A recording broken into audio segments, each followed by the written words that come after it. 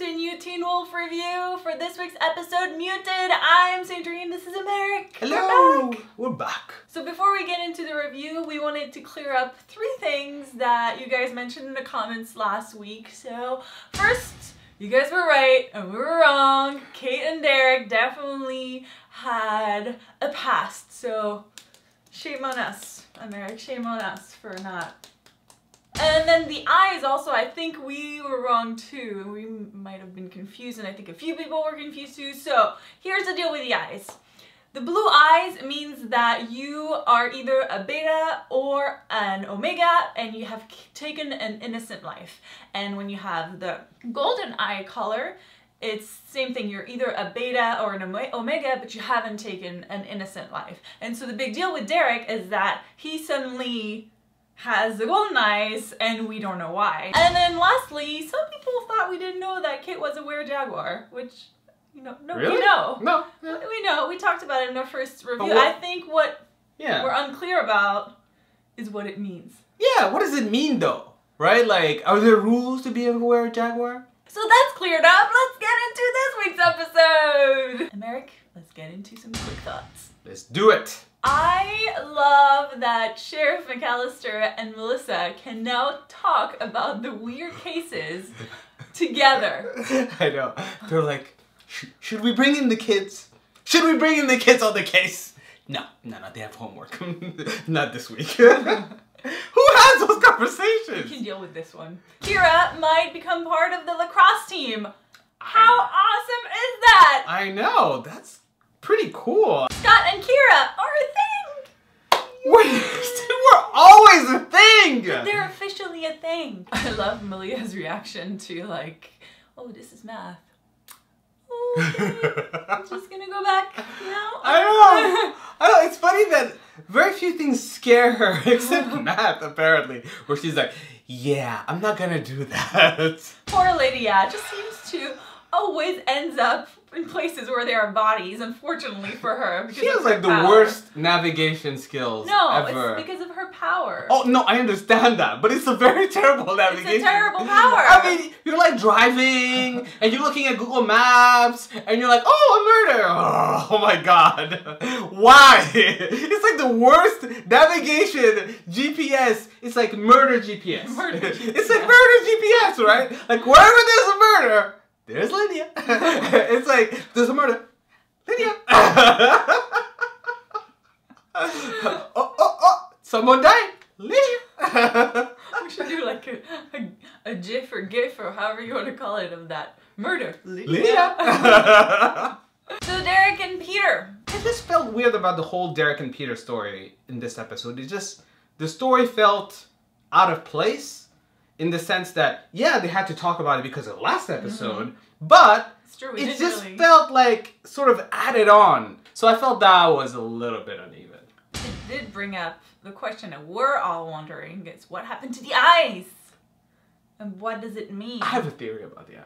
Okay. You want to hear the theory? Yeah. Y'all want to hear the theory? Tell us your theory, okay. So here's the thing. The theory I have about the eyes is because when he went back into becoming a teenager, and then he retransformed into an adult, it essentially sort of grew up and went through the phases without having to have taken an innocent life. If you really think about it, he went from young to old without having to deal with the stuff that he had to deal with. So maybe he has the memories, but his body in and of itself has never actually committed any of those acts. Boom! That said, does it change anything that he now has a different eye color, you know, for who he is? Like, did that transformation do anything else to him? That's what I'd like to know. Let's talk about the Stiles galore we had this episode. It was such a funny episode, and of course, Stiles got to shine the way Stiles does. He was so funny. This was a funny episode overall. Yeah. I mean, there were some dramatic moments. But there were some really, really funny moments, and Stiles, boy, he delivered. He delivered hard. Can I just like talk about like one of the lines? He's like, what is he, a were-cheetah? Is that even a thing? I was like, that's what I'm wondering. Like, are there other things? Like, there's a were-jaguar, there's like a werewolf, there's a were-cheetah. I'm like, they might come up with that next. What's gonna be next? A werpoodle? A werpoodle! Oh! A werepanda! Oh my You think it's cute? Oh my god, so you're so crazy! Oh my god. You know what would be really cool? A were-dragon. Dragon. Okay, this is not Game of Thrones. Dial it back. Don't be ridiculous. There's no such things as dragon. And now moving on to what I call the albino THENN story. Now, why do I call it the albino THENN story? Oh my god. It's because the actor playing that, what we thought was a creepy guy, was on Banshee. I love. He was the albino on that. Yeah. Scary dude. And then he was in Game of Thrones as one of the THENNs. So he's the albino THENN.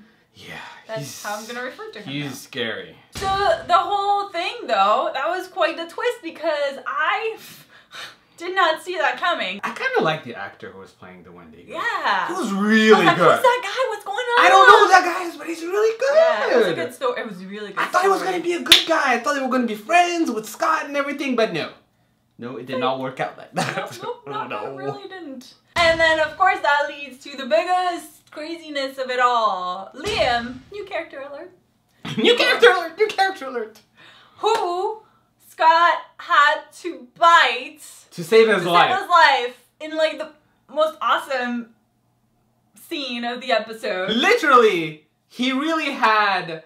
His hands were tied. Like, literally, his hands were tied. Like, he had no choice. He dies, or I bite him and he might become a werewolf. You know, that was so smart. Such a smart way of doing it because there was no scenario. Well, apparently there was. In my mind, there was no scenario in which Scott is going to bite an innocent except to save an innocent's life. And also, there was a lot of foreshadowing, you know, because in the first episode when Araya was telling Scott, if you ever bite an innocent, I'm coming after you, we should have been like, Scott's gonna be biting an innocent this season. Thanks, Tiff. But here's the thing. Liam, even though we don't really know if he's gonna survive it, I think he's gonna survive it, because otherwise what's the point? I mean, he's gonna become the new werewolf, I think. But now, I originally thought there's gotta be something supernatural about him, because he was just so talented, but it looks like he was just talented. So now imagine this talent plus werewolf. Yeah. That's crazy. But the big question is, who is Liam gonna date? We're kind of running out here. I'm just saying, you know, Malia's taken. Well, Lydia is not taken right now.